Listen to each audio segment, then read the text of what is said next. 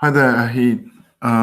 Welcome to the RS Summer Induction. We're just waiting for a few more attendees to join us before we start. So my name is Scott Cook, and with me is Chris Burdett. So if you just hang on patiently, we should be okay. We're just testing out a couple of things with feedback on the mics here. So I'm just going to log out, or mute rather, and see how Chris is getting on. Okay, we should now be working fine. Cool. Okay, thank you for coming, those of you who have arrived. Sorry, we're a little bit delayed just because I have a little bit of a tech issue that needed to sort out, but hopefully now you can hear me without hearing me echoing about 100 times after I speak. Okay, should we get going, Scott? Yes, let's make a start. Cool. Okay, so welcome obviously to the summer induction for RS. We're just gonna we're gonna do a couple of things today. We're gonna look at a ethical issue and hopefully get a little bit of a discussion going, and also just talk about the course a little bit and what it is that you can expect in September. So I'll start off just by again saying welcome, and just by telling you a little bit about what religious studies is like at NUVIC.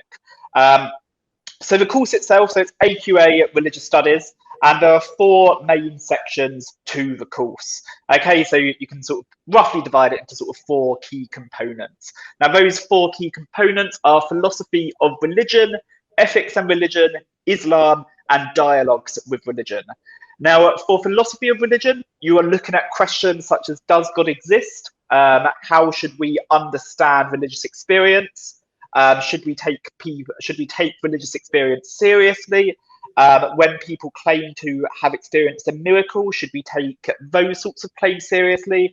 Or should we be inclined to believe that they are just lying or just making it up or hallucinating or something like that? With ethics and religion, we look at questions relating to right and wrong. Okay, so what is right and wrong? What is good and bad? Do concepts such as right and wrong, good and bad even exist? Or actually, when we say that something is good, are we actually merely just stating our opinion? Should we live our lives according to a certain set of rules? So should we follow what's called a duty system of ethics, whereby we have certain rules which we must never break? Or should we take a more consequentialist approach, whereby we look at every situation and decide what's right or wrong based on that specific context? Now, we also look at some applied ethical issues such as abortion, euthanasia, and genetic engineering as well, whereby we apply the ethical issues that we studied to these certain theories. Now, with Islam and dialogues with religion, if it's okay with you, Scott, I'll hand that over to you. Yeah. Yeah. Cool. Okay, so we have the requirement of focus religion to look at for A level. And here at NUVIC, we choose Islam. One thing I would suggest, this represents not so much 25%, but probably more like 50% of the course, because the dialogues with religion are dialogues with Islam. So we look at a range of Islamic issues, but the difference here for those students coming from a Muslim background is that we're looking at this in a more, shall we say, critical, discursive way. So we're not studying this in order to learn how to be better Muslims, for example. Neither are we looking at this to say, oh, what are all the nasty things people say about Islam and Muslims? We're not looking at that. What we're looking at is a way of thinking about Islam with differences of opinion. And there are many, many opinions about Islam and what is the correct approach to that. AQA wants us to look at the difference, for example, between Sunni and Shia perspectives. But here we can see some of our topics, the role of the prophets, for example, there's a very different Sunni Shia divide on that issue. If we think about gender in terms of Islam, there's a very big divide about traditional roles given to women, for example, and more contemporary understandings of that. And paradoxically, sometimes the older views tend to be, shall we say, the more modern views. For example, with women working, lots of students come to the course from Muslim backgrounds thinking, well, Muslim women aren't really supposed to work. They're not expected to work. And then we look at examples of the wives of the Prophet Muhammad, for example, and we see that actually the Prophet's first job was as a trader working for his future wife Khadija. So there's lots of interesting debates and critical thinking we can have within Islam. Then we look at dialogues with religion. Now, the really interesting thing about the course here is that we're looking at those first two sections, philosophy of religion and ethics and religion, and then seeing how Muslims and the Islamic faith would respond to those problems, to those issues. So we can have a very interesting ethical debate about, for example, abortion, or what philosophical views and ethical views there are about that from philosophers like Aquinas, with Islamic scholars and their views. So you'll find that the course is really tied up together. It's quite a coherent and structured course. Okay, said far too much and used a lot of time, but I hope that's useful. Brilliant, thank you. Okay, so yeah, like I said, so we're going to spend a little bit today looking at an ethical dilemma. Now, some of you may already be aware of this. It's a little thought experiment. Now, this is, I guess, most kind of closely associated with the ethics component of the course, so the ethics and religion component of the course. Now, some of you, like I say, may have heard of this thought experiment or seen a thought experiment which relies on the same sort of train of reasoning before. But it's known as the trolley problem. Now, what this roughly translates to is, well, actually, you know what? Let's watch the video first, and then we can talk about what it roughly translates to. Now, if there's any issues with the audio, can you please pop a message in the chat? But hopefully, you will be able to hear this just fine.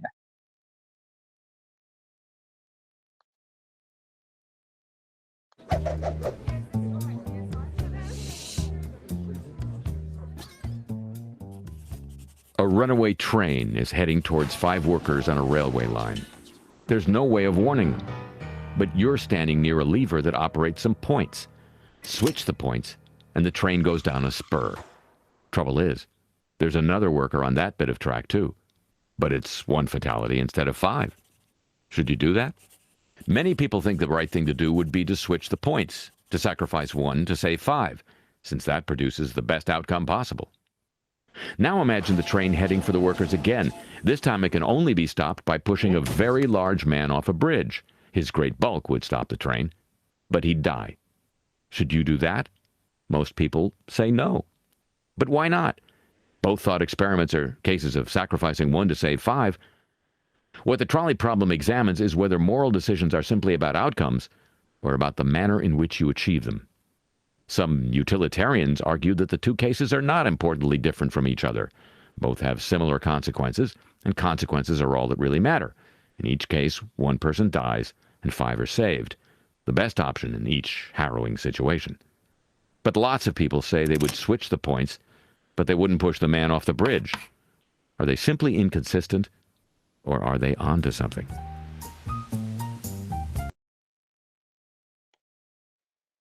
Okay, great. So yes, so just to briefly go through what we've just seen then. So to kind of summarize this thought experiment. So we've got a train or a trolley, however it is that you want to phrase it, is heading down a track. Now, a criminal has tied 5 people to this track. Okay, so uninterrupted, the train is going to hit these 5 people who are tied to the track. However, you just so happen to be in a control room with a lever. Now, if you pull this lever, then the train will be diverted onto a track which just one person is tied to. Okay, so the choice that you've got is, do you act, do you pull the lever, do you divert the train from this one track with 5 people tied to onto the other track with with one person tied to it, or do you do nothing? Do you stand by it and do you not act and go on the basis that if you don't act, you're not responsible for what happens? Now, would anybody like to sort of say what it is that they would do in this situation? So if you think that you were in this situation, and do you think that you would pull the lever? Do you think that, yes, you would, divert this train onto the track with just one person tied to, or do you think you would do nothing? I think it would be really good for us to get a couple of, to get perhaps some contributions from some of you here. Scott, I don't know if also you want to add anything to what I've just said as well. But yeah, I think that's sort of it'd be really great to get some of your ideas.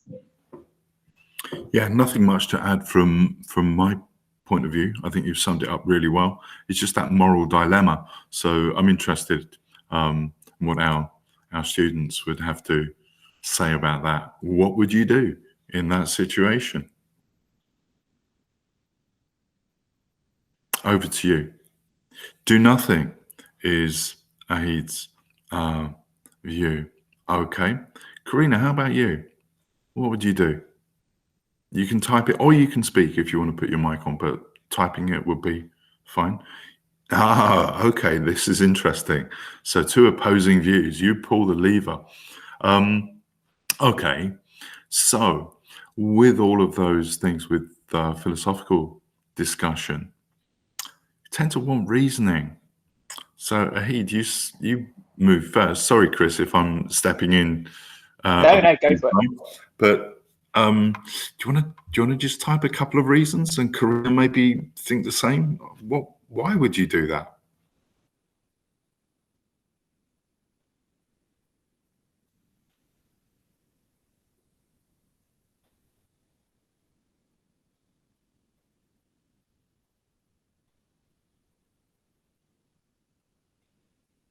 Why would you do nothing? I'll pull the lever because I think it's better to sacrifice 1 man instead of 5. Yep. Okay. Ahid, how about you? Yeah, the lesser of 2 evils is a good way to express that. Yeah, that one person is important, and that might be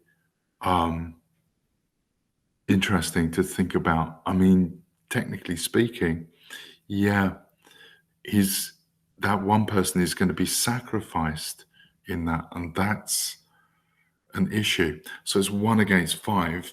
But what the difference seems to be is when you pull that lever, you're making the decision, you're taking the responsibility in a really obvious way. So that might be something to think about. Chris, how about you?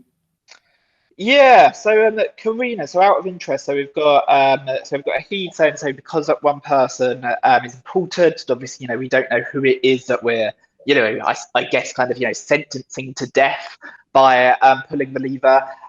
So Karina, would it sort of make a difference to your line of thought, do you think, if you knew something about the people who were involved? So say that, for instance, it was, I don't know, this one person was, some doctor who, I don't know, was working on a cure for cancer, this kind of idea. Or if, the 5 people were 5 criminals, do you think that sort of thing would factor into your decision? Or do you think that you continue to sort of think, well, no, ultimately here, on a pure logical basis, we've got 5 lives versus 1 life. We should absolutely prioritize the 5. Or do you think that those factors might make a difference there, Karina?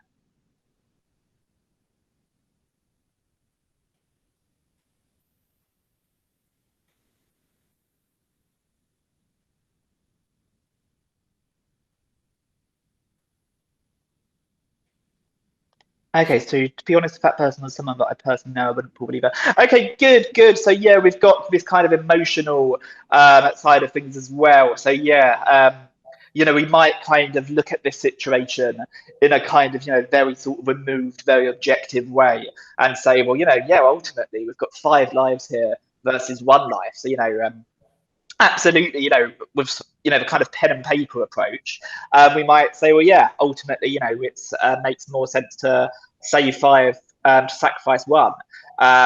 However, if obviously we're actually involved in that situation, if we're actually in that state of being in that control room, knowing that that act of pulling the lever would cause a loss of life, and especially if actually we knew that one person, if that one person was a friend or a family member, then that might kind of override our rational, perhaps logical process there.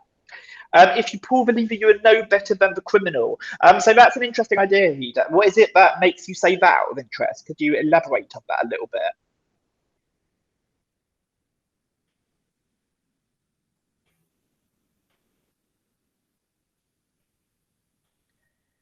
Feel free, anybody, by the way, to come onto microphone as well if you'd rather to. I appreciate that some of you might rather type, which is fine, but do feel free to use the microphone. So because the criminal has tied up 5 people, but why is it that if you pull the lever, you're no better than that criminal? Why is it that if you pull the lever, you're just as bad as the criminal is?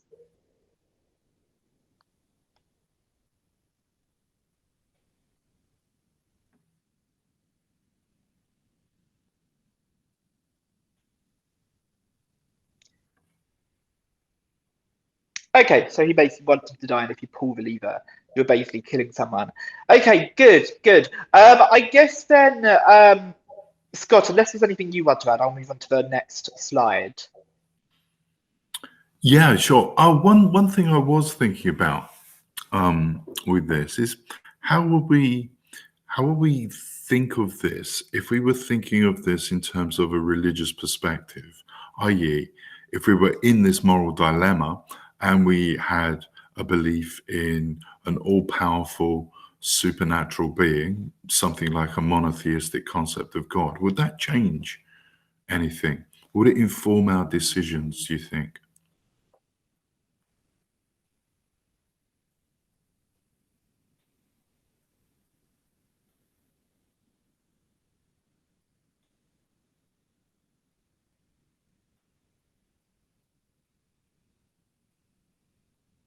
Okay, good. So yeah, potential, sort of getting punished in the afterlife. I guess the sort of question would be, so I guess no matter which way you read this situation, the criminal's probably done a pretty bad thing. I guess the sort of question is more, would you, from a religious perspective, are you the one pulling the lever? Do you think that would, violate a religious code? Do you think that would kind of justify punishment in the afterlife, do we think? So it's a choice of free will. Yeah. Free will into that. I think that works really well in terms of perhaps the religious perspective. We can be responsible for the acts that we perform with free will. We're not being compelled to pull the lever. So there is something that is going to be our responsibility in that moment. And if we believe in that monotheistic concept of God, it's likely that we might also have beliefs in terms of a day of judgment or something like that and want to consider those things. Maybe quite a lot to think about in the midst of a moral dilemma, but it might be how we orient ourselves in our lives morally in a more general sense. So yeah, free will is an interesting addition to that. Chris? Yeah, brilliant. Okay. On this same sort of note, actually, what we've got here are actually a couple of potential responses, which feeds on quite nicely from the discussion of, well, how might sort of religion impact our decision-making process. So we've got here, I've kind of broke this down into, I guess, 3 potential responses, although they're not, how to put it, necessarily clear cut. And I'll say a little bit about what I mean by that in just a moment. So we've got here, so the first response which we've got was actually one which was mentioned in the video. So it's called a utilitarian response. Okay, now we've got here, so that picture which you've got essentially top right next to where a little red tag is, that's Jeremy Bentham, who was a utilitarian. Now the kind of key belief of a utilitarian is that we should always act in a way which is the greatest good for the greatest number. Okay, so it's sometimes gets called the happiness principle. Okay, the idea that whenever we act, we should look at the situation and say, well, what's the greatest good for the greatest number of people here? Now, in this situation with the trolley problem, it would essentially view this in a fairly clear-cut way. It would essentially say, well, yeah, ultimately, there's no real kind of debate to be had here. Okay, it's 5 lives versus 1 life. Clearly, it's in the greater good, the greater number, to pull that lever to divert the trolley onto the line with 1 person. Okay, now we might say, well, you know, if I pulled that lever, then I'd feel guilty because I'd be directly responsible for somebody losing their life and all this sort of thing. Now, to a utilitarian, or to Bentham's utilitarianism, this is to an extent kind of irrelevant, okay? Because ultimately, you know, yeah, you might sort of feel guilty, but it's clear cut here that it's the greatest good for the greatest number to pull that lever to divert that train onto the track with only 1. Now we've got another response of his middle point that might say that we have got a duty to not kill others. Okay, however, we could say that if I pull the lever and someone dies as a direct consequence of my action, therefore I have broken that duty to not kill others. Okay, now this is the sort of morality which is put forward by a philosopher such as Immanuel Kant, who would say that we have categorical imperatives, which are duties which we must never break. Okay, so even though it may seem like we can rationally justify pulling the lever to, you know, save 5 but sacrifice 1, if we follow a duty-based system of ethics, then we could say, well, actually, no, I've got an imperative duty to never kill. And if I break, and, you know, if I pull the lever, then I am killing somebody. So therefore, I cannot act like that. Now, the final consideration here, so bottom bullet point, touches on religious belief. Okay, now, this is almost a point which I meant where I said it's not quite clear cut, because obviously there's different ways that somebody could interpret their religion in terms of what to do in this situation. However, some people might argue that, you know, religious morality gives us, similar to the second bullet point, an absolute moral code. And as part of that absolute moral code, we might say that there's the law to not kill, okay, so to not take away life. And somebody could argue, well, actually, if we pull that lever when we're violating that moral code, okay, we're breaking that law to not take life. And Ahid, I've just seen your comment there, so I agree to the second response in the Bible, it says do not kill. So yeah, this is one interpretation that somebody could take. So one interpretation could be to say, well, no, look, you know, my religion sets out a morality. Morality is absolute. I cannot break these rules. One of the rules says do not kill, so therefore I cannot pull that lever, because if I pull that lever, I'm directly responsible for the loss of a life. Scott, anything to add there? Yeah, I want to throw in this for the final response.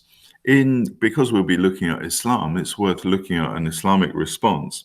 In Islam, in the Quran, it says that if you take an innocent life, it's as if you killed all humanity. But if you save a life, it's as if you saved all humanity.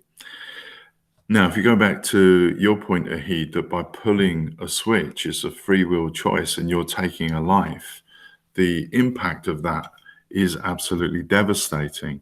However, if you do pull that switch, you've also, in doing so, saved 4 lives. So you've saved 4 lives as well.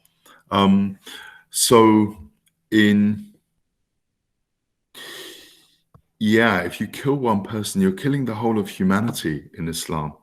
And essentially, by pulling the switch, you could argue that you've done that. But you've also saved 4 lives.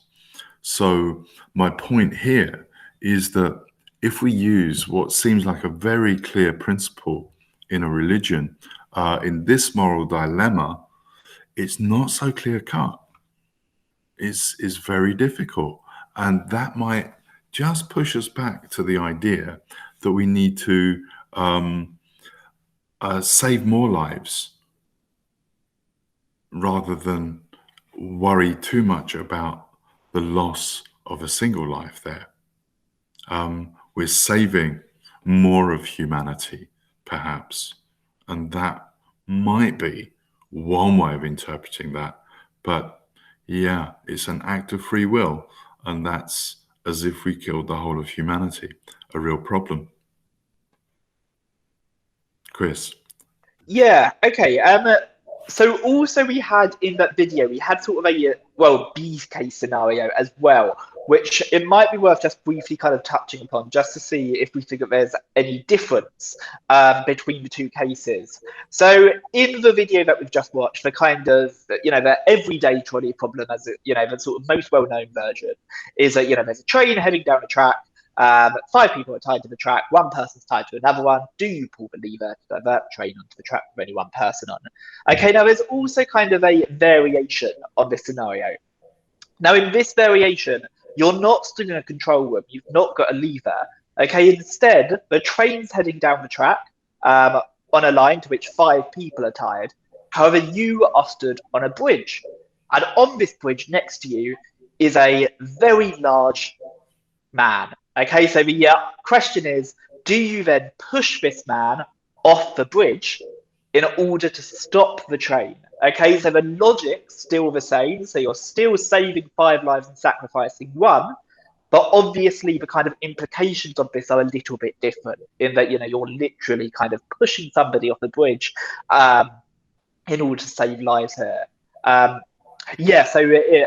man who you're pushing off the bridge would die. Okay, the outcome would be that you're saving these other lives. Okay, you're saving the 5 people who are tied to the track, but you are ultimately killing a man by pushing, by pushing him off the bridge. Okay, so the question is here: do we think that that's acceptable? Do we think that? So I think that Karina, first of all, in the first situation, you were saying that yes, you would pull the lever. So in this situation, would you apply the same logic? Would you say yes, we should push the guy off the bridge, or would you say no, it's a different situation and the same logic doesn't kind of work here? And Ahid, of course, if you want to offer your thoughts on this one as well, then do of course feel free to. And Scott, if you want anything to add, then go for it.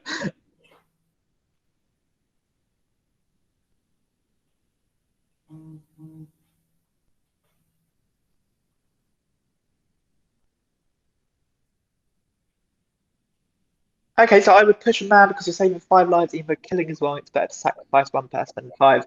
Okay, good. So yeah, some people do actually look at this and say, well, yeah, whilst it's a more sort of gritty scenario, I guess, in that kind of, I guess by just pulling a lever, there's something, how to put it, sort of, non-personal about it, if that's a word. However, by sort of actually pushing somebody off, it's very intentional. It's a very sort of involved thing to do. But some people would kind of look at this and say, well, actually, this is just us attaching emotions to this, which we shouldn't be getting bogged down in. Okay, ultimately, the reasoning's still the same. Ultimately, we're still saving 5 lives at the cost of 1. So therefore, it's still morally justifiable to push the guy off the bridge, just in the same way how it's morally justifiable to pull the lever. So yeah, some people do use the exact same train of thought there. No pun intended on train of thought. He'd say the train could perhaps stop by itself. So it's wrong to kill again because you are no better than a criminal. Okay, good. Yeah, so I guess there's always this kind of idea of what about if the driver just put on the brakes? This kind of idea. I guess that ultimately for these situations, you have to sort of suppose that that the 5 people will definitely be hit unless sort of action is taken. It's wrong to sacrifice innocent lives if they did nothing. Okay, good. So we might say that the guy on the bridge is just an innocent bystander. We've got no right to just sort of push him off that idea. Good. Yeah, there's a couple of different forms of this thought experiment actually, which might be worth briefly sort of raising, just so you can sort of, because this idea that you've just raised, Ahid, is an interesting one, some which these other forms of the thought experiment do kind of touch upon. But yes, Scott, I don't know if you have anything that you want to add on top of that. Just a question really to Karina and Ahid. Do you think it would be morally negligent in this situation to respond not by doing nothing and not by pushing the large man off the bridge, but perhaps very quickly praying for a miracle? I was interested in that idea, Ahid. You said, well, the train could perhaps stop by itself. Well, would a religious believer be justified at that point, in that emergency, by doing nothing apart from praying for a miracle? Would that be negligent? Or would it be the right thing to do?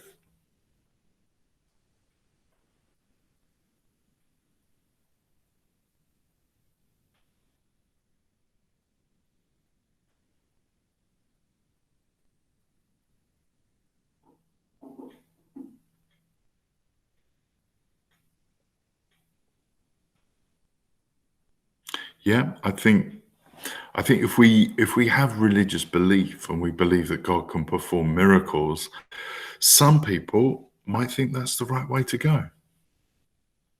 Could it be argued that that's negligent? I.e., look, this needs some action. You need to do something here. Praying, it's questionable.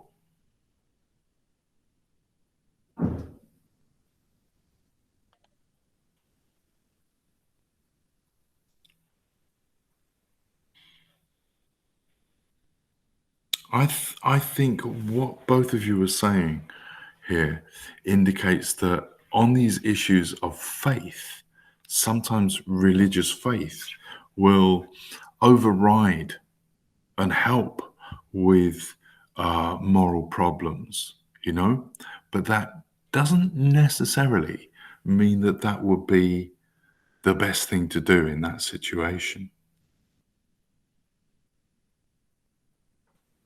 Yeah, it's a really sincere belief, isn't it? A really sincere thought for someone to believe that, and I don't think that is a bad thing.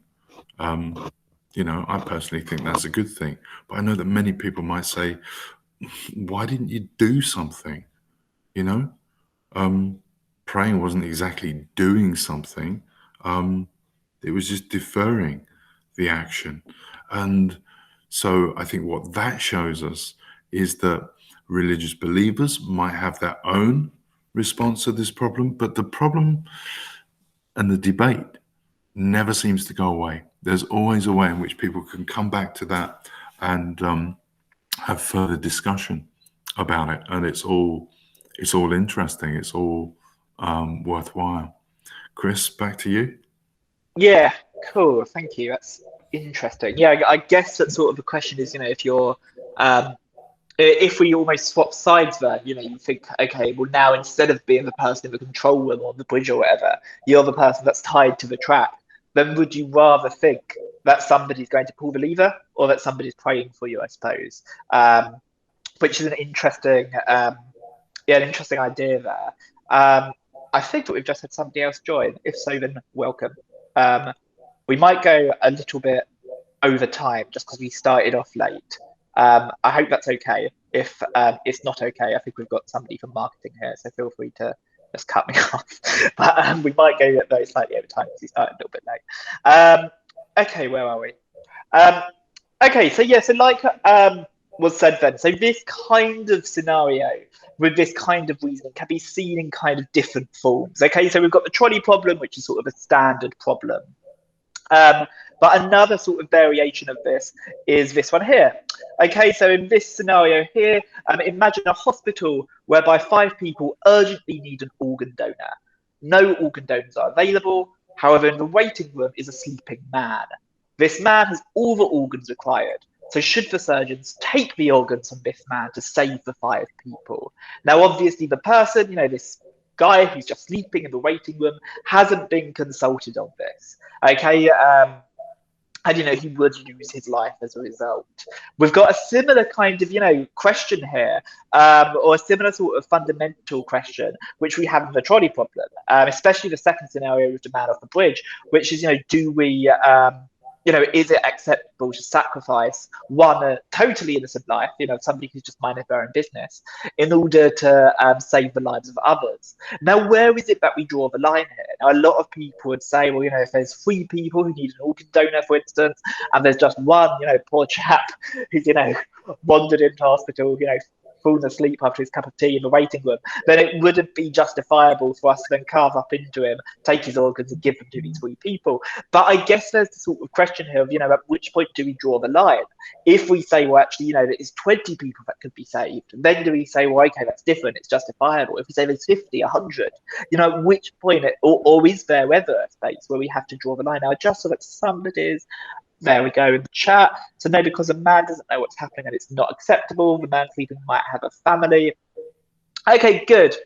So yeah, we might sort of, use the logic here. Although let's not bring in somebody who's totally not involved in the situation. This guy might be in the waiting room because he's visiting, mother, father, daughter, son, sister, whatever. He's totally not involved in this other situation. So therefore, to almost implicate him to, take away his life to save the lives of, these people in a totally different situation, we might say it can't be justified. Cool. Scott, I don't know if you want to add anything to that. Otherwise, I'll get to the not really anything to add, but interesting idea that, this person is disconnected to any of these problems and seems to be perfectly innocent of everything and hasn't given any consent. What might that person's family react like? We don't know, if this person is significant in other ways. He could be a visiting surgeon to the hospital who can save many lives. If we don't consult and find out, we don't know who we're dealing with there, and that's important. Yeah. Cool. Okay, now another sort of more modern, we've not really quite got the time to sort of dive into this one quite as much, but a sort of modern day and I guess sort of real situation here whereby this logic is actually used is with driverless cars. Now, this is driverless cars in their own right are sort of an interesting ethical dilemma. Now, if driverless cars are going to be successful, i.e. if they're going to actually be commonplace, then this sort of thing needs to be programmed into them. Okay, so say that a driverless car is in a situation whereby a crash is unavoidable.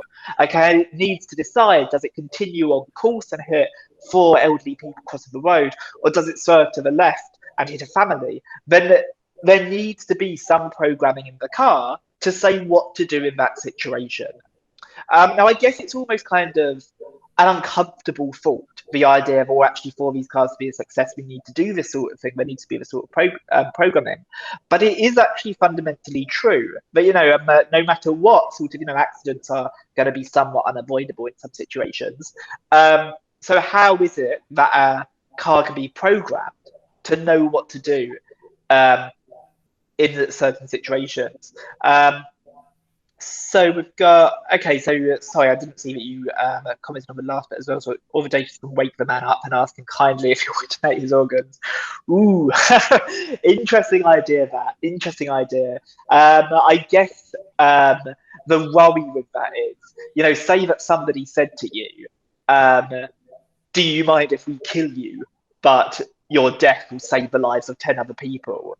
Then is there, I don't know, this feeling of guilt hanging over you, which might sort of cause you to kind of think, well, actually, I quite like my life. I've got a fair bit to live for. I've got a family, but ultimately, I know that I can save 10 people. So therefore, okay, sure.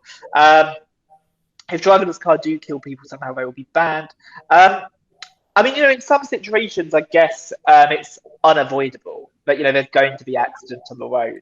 And it's this kind of situation of, well, how can a driverless car know what to do in certain situations? So this kind of picture that we've got here, okay, so does it serve and sort of, hit 2 young people and a doctor, or does it keep going and sort of hit this family? there needs to be some sort of programming actually in the car to say, well, how should a car behave in a certain situation? Should priority always go to protecting those people in the car? Should it always go to protecting the young with the thought, well, they've got most of their life left, statistically, should it go to older people and thinking, well, actually they might have more relations, this sort of thing. Cool. If it's all right with you, Scott, I'll move on to that fairly swiftly, just so that we can go through the reading list that we've got. Yeah, sure. So hopefully kind of this has been interesting. I appreciate it's been a little bit of a rushed examination here, but just sort of some little bit of suggested reading to do over summer in preparation for September. Now, I've suggested 4 here, which I have to be honest, were just kind of on the top of my head when I was putting this together. But Scott, if you've got any more, feel free to add them. So the 4 that I've got, so we've got 2 by Peter Vardy. So the Puzzle of Ethics and the Puzzle of God. Now, the Puzzle of Ethics is almost essentially a course book for the ethics part of the course. I mean, it's written in a really sort of approachable way, looks at kind of all the ethical situations that you look at. I mean, if you find yourself, in a secondhand bookshop, you can normally find it for about £2. So honestly, if you are to get a copy of it, then I'd really kind of suggest it. It's a great book to have for the course. Similar with the Puzzle of God, but Puzzle of Ethics is really sort of head on in terms of what the ethical issues that it looks at. But we've got 2 slightly more alternative ones, I guess.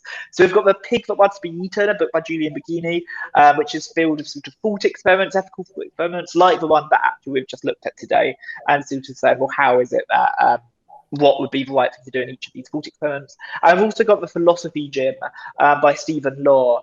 Now, again, this kind of looks at some of the more philosophical concepts that we'll look at, but in quite an approachable, actually sometimes quite funny way, often set over a dialogue. So with things in here involve things like does God exist? Should miracles be treated as hallucinations? As well as some much more abstract philosophical concepts such as can computers ever be conscious, and this kind of idea. So all of those, if you can get your hands on, definitely recommend it. Scott, I don't know if you've got any to add on top of that. The only one thing that I recommend that students read for my side of the course on Islam is a decent translation of the Quran into English. Lots of people, even from Muslim backgrounds, tend not to read the Quran in a translation in English and get taught what the Quran means, what the Quran says. That's good, Aid, very good. The majority of students tend to have some awareness of Islam already. Reading in English enables us, I think, to discuss the Quran in a particularly kind of lucid way, in a way that we can develop philosophical, ethical ideas through that. And that's important. So as for reading the Quran, yes, very recommended for anyone, Muslim or not, for this, to be able to know what that means. It's not without its problems, of course. Yeah, there can be problems with translation, but interestingly, that's one of the things that's covered on the course. There are many misinterpretations of what the Quran says based on people's reading of that in a poor translation. So that would be a real advantage to people. Chris? Yeah, I just have a comment. Sorry, I'm late. I was in the English literature meet. That's fine. We are essentially just about to wind up, but I think that this is it's being recorded, so I would assume it's going to go online somewhere. So obviously feel free to watch that in order to catch up. I guess sort of a final thing to say, is does anybody have any questions about anything really, about sort of the course, about how it's run, about sort of Nuvik, or any questions at all that we're happy to quickly take? I'll give you about sort of 30 seconds or so, just in case any do come into your head.